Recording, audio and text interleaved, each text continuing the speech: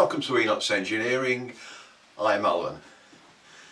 First of all, I apologise to anybody that was waiting for the video to come out last Tuesday, as I haven't released one this week.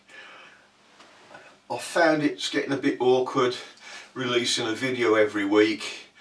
I'm working in the workshop in cold conditions, catching colds, and it's not fun anymore.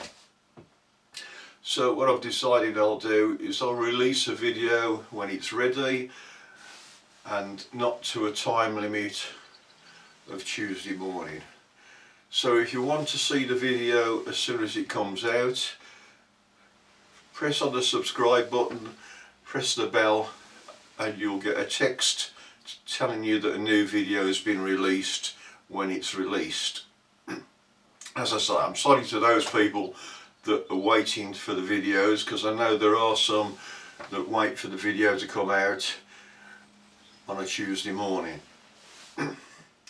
So today's video, what we're making today is this dial indicator holder, so I can hold the dial indicator in the milling machine or in the lathe. It has a 13mm body, so it should fit in the ER20 collet sets, which I have on the milling machine. I found if I hold the dial indicator in a collet on the very edge of the shaft, it tends to wobble. This way the dial indicator can move in and out,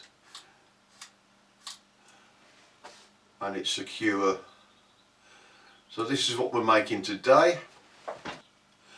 So let's go into the workshop and see how we make it.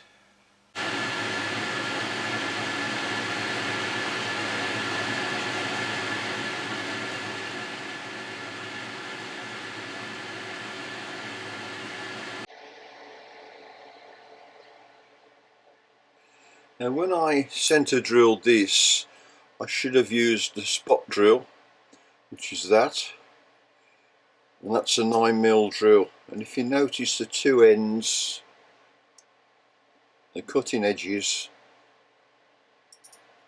are both 120 degrees.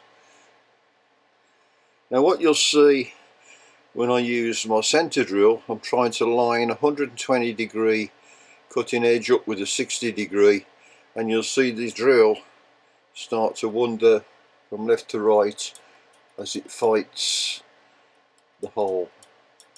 Whereas if I'd used my spot drill, it would have aligned perfectly.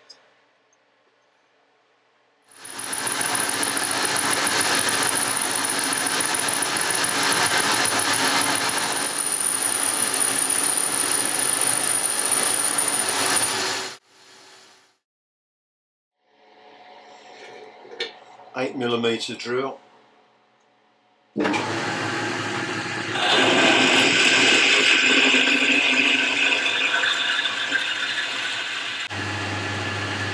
and a half millimeters.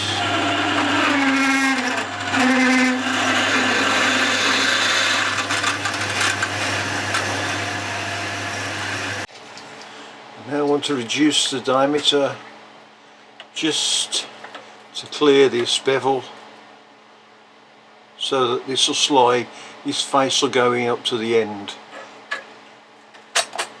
I just want to put a spot, centre drill spot,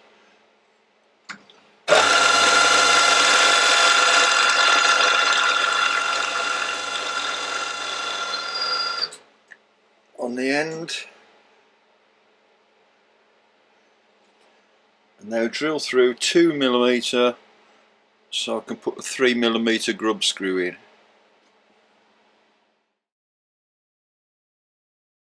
So we've got some brass.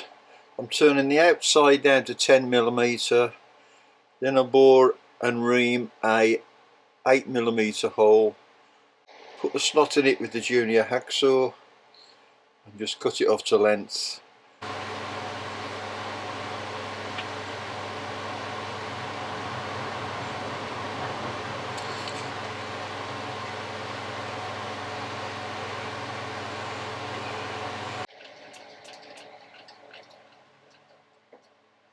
Now,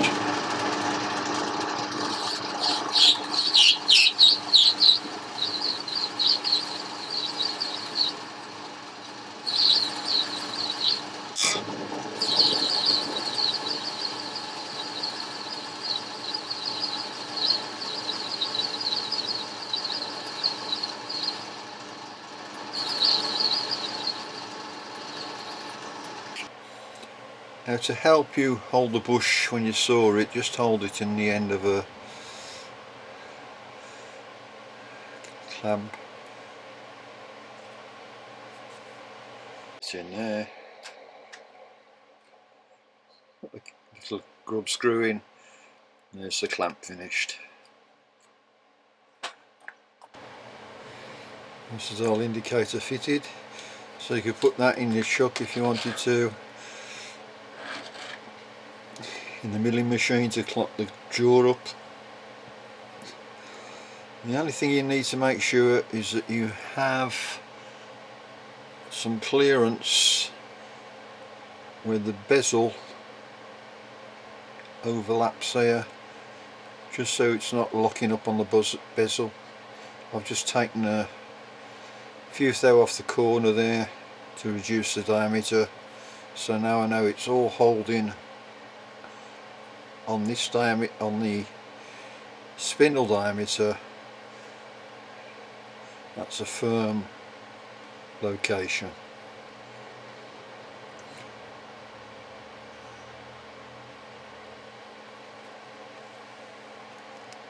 Here we have the finished item. You can see the 3mm grub screw, which grips onto the bush, closes a slot in the bush, which grips onto the shaft of the dial indicator, making it secure in the end of the steel rod. Oh well, that's it for today. Hope that was interesting. Hope you enjoyed it, and we'll see you next time on Enots Engineering.